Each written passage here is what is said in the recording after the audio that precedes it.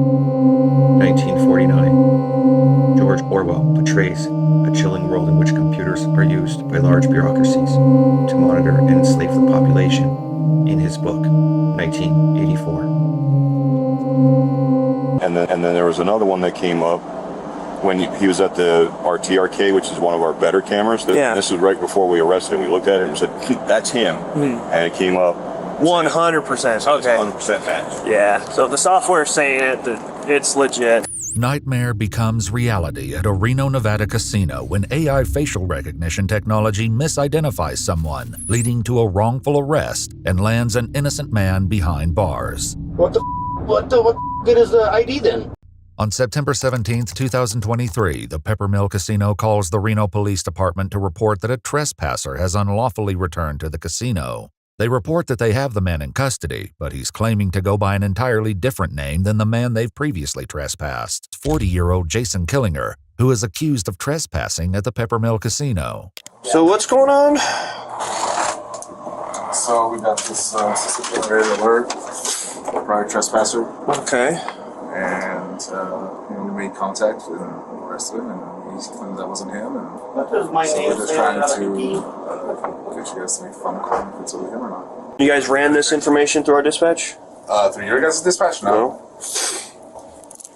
Through after hours, comes back as that being who he says he is on his ID, but that's what we went off right there. Yeah. And this is one of those things, you guys have this fancy software that does all this stuff, so it's like... Officer, what's your name? 1 second, man. A few months earlier, a man named Michael had been trespassed from the casino for sleeping on the premises. All right, man. So this is who you are? Yes. What Miss Jagger is your first name or last name? Last name. All right, Mr. Jagger. Yes, that is who I am. I drive the semis for UPS. I am not Mike. I don't know nothing about Mike. I'm a craps player here. Look, there's my socks for Okay. UPS. Can you please, you got a gun here. Will you please take me out of these cuffs? My shoulders are killing me. You're going to sit there for a minute, man.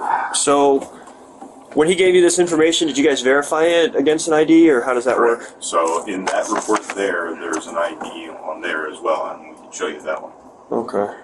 Jason, a long combination vehicle driver, had been playing craps until about 3 a.m. when he decided to leave the Peppermill and go to the Atlantis Casino. On his way out, he stopped at a blackjack machine and started playing. There, he was approached by a security guard who addressed him as Mike. When Jason clarified that he was not Mike and presented the guard with his driver's license, the guard apologized and walked away. However, as Jason attempted to leave, he was surrounded by security guards and handcuffed. He was told that he was under arrest for trespassing. The casino's AI facial recognition software positively identified Jason as Michael, the man they had trespassed. It's on this. That says he's 5'9", and that says 6'1". Yeah. This isn't the only difference between Michael and Jason's IDs. Jason is listed as 7 years younger than Michael and says that he weighs 50 pounds more. As well, the signatures are different. In his report, Officer Jagger wrote, quote, "The associated demographics on each driver's license were fairly similar, with the only major distinction being hazel and blue eyes, which are by their very nature similar eye colors and are dependent upon lighting." And then there was another one that came up when he was at the RTRK, which is one of our better cameras. Yeah. This was right before we arrested him. We looked at it and said, that's him. And it came up 100%. Okay. 100% match. Yeah. So if the software's saying it, that it's legit. Right. And it's So he pretty damn accurate.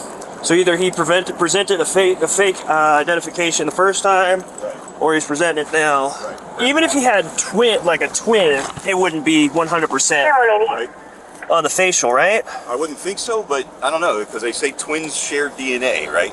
But well, I guess it depends upon if they're identical. I've seen identical twins where it's like moms can tell them apart. The other thing that kind of made us feel suspicious, or us managers, was right after our officers made contact and they saw the ID that he's presenting today. And they're like, okay, it's not the same guy.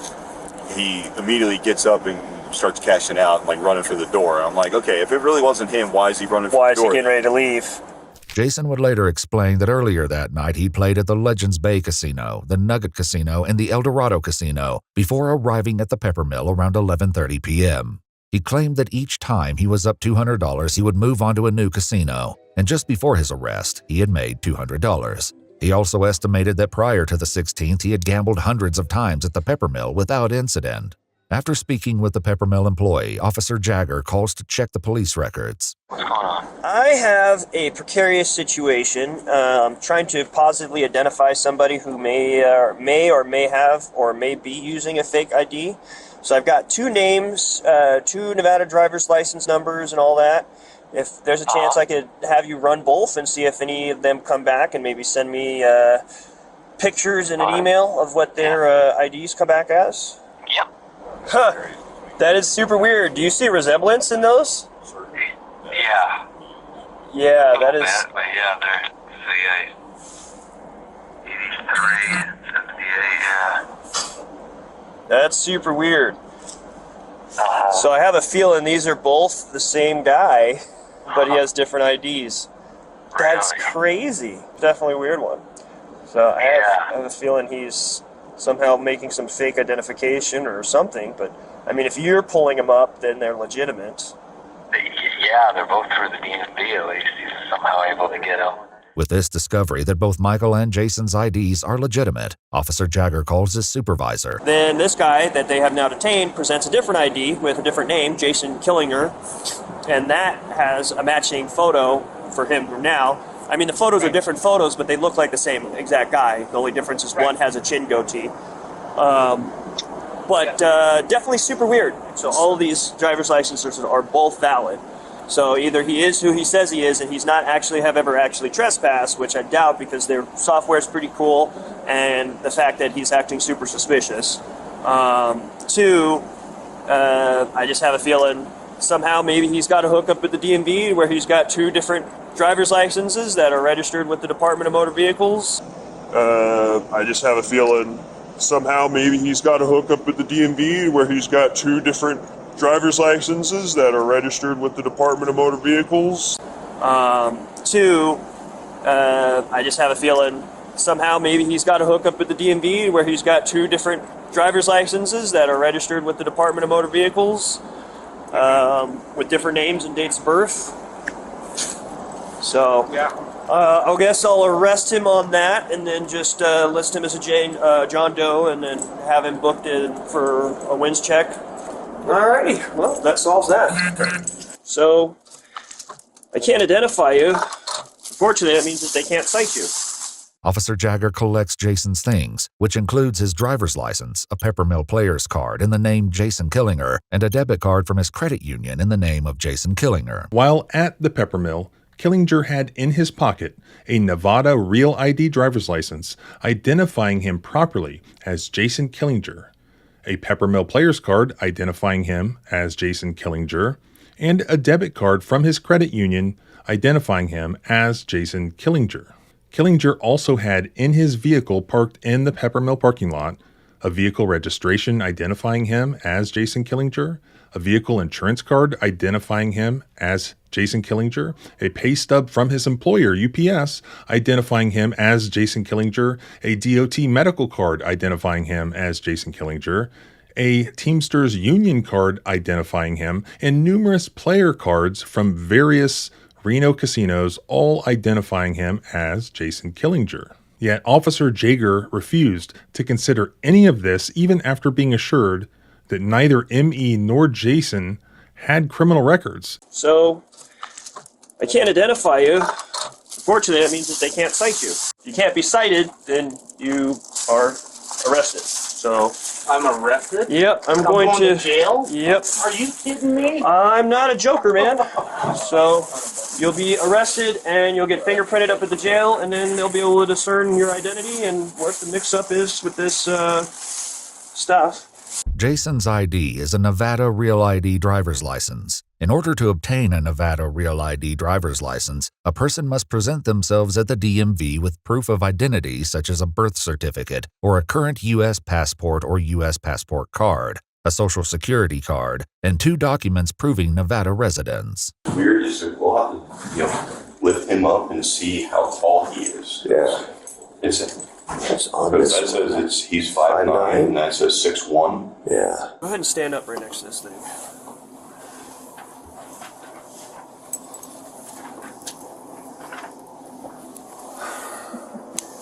What's the one on there?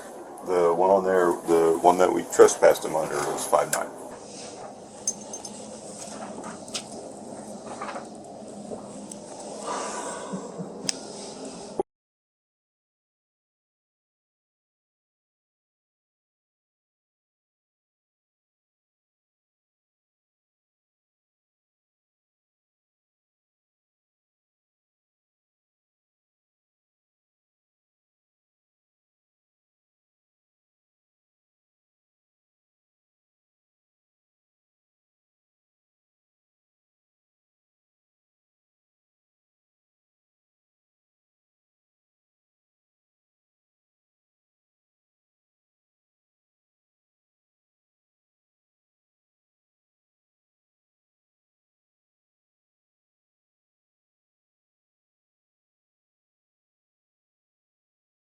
What's the one on there? The one on there, the one that we trespassed him under was 5'9". And what am I here? 5'9". You gotta be me. Alright, what do you want me to do? Yeah, no, was that 5'9" or that? Probably like take his shoes off. Yeah. It's closer to that than the 6. Yeah, so it's like, it says that you're that guy. Well, unless I've gone crazy, I'm pretty sure it's not me. It wasn't long before the fingerprint analysis conclusively established that Jason had been telling the truth all along, and he was in fact Jason Killinger. Later that same day, around 4 p.m., Jason was released from the jail on his own recognizance. While at the jail and after his identity had been confirmed, his arrest papers were changed from John Doe to Jason Killinger. The federal complaint states that this meant Jason would be prosecuted for trespassing, even though Michael had been the only one who was trespassed. According to the complaint, Jason's charge of trespassing was eventually dismissed. However, he now has a criminal record. According to the complaint, facial recognition technology has led to wrongful arrests in Louisiana, New Jersey, Maryland, and Texas. Many cities now conclude that for an arrest there has to be some kind of secondary corroborating evidence that is unrelated before there can be sufficient justification to arrest. Jason Killinger's case remains ongoing. Until this incident, Jason Killinger had never been arrested for anything. On September 18, 2023, the Reno Municipal Court opened its register of actions. Since Jason Killinger had been positively ID'd as Jason Killinger and not John Doe and not M.E., he was charged as Jason Killinger with trespassing. But no one by the name of Jason Killinger had ever been trespassed from anywhere at all at any time, certainly not at the Peppermill Casino. The Reno Municipal Court and the Reno prosecutors, still, they went forward prosecuting Jason Killinger, not prosecuting M.E. and not prosecuting John Doe. A bench trial was set with the Reno prosecutors all set to argue for Jason Killinger's conviction, even though there was zero evidence that anyone named Jason Killinger had ever been trespassed at the Peppermill, and zero evidence that Jason Killinger had ever presented himself as anyone other than himself. A prosecutor for the city of Reno was still unwilling to dismiss the case, indicating that the RPD fraud unit was still looking into it, and he wanted to retain the ability to recharge Jason Killinger within the year. So after discussions with the judge, the case was dismissed without prejudice, meaning that it could come back potentially. It could be recharged. The judge indicated that the city would have 1 year to bring additional charges or reopen the case. So what is the law on this? The fact is that it's not reasonable to rely on solely facial recognition software. Facial recognition software has led to many wrongful arrests. Here, Officer Jaeger deliberately chose not to examine information with which he was presented. Then Officer Jaeger deliberately presented false information to prosecutors and the court, claiming that there was some evidence other than this AI software that he was a different person, and omitting that there was information that proved otherwise. These actions had the real-world consequences of incarcerating and prosecuting a completely innocent man. You don't foresee a world of Terminators. And it came up 100%. Okay. 100% match. Yeah. So the software is saying it, that it's legit. May there be mercy on man and machine for their sins,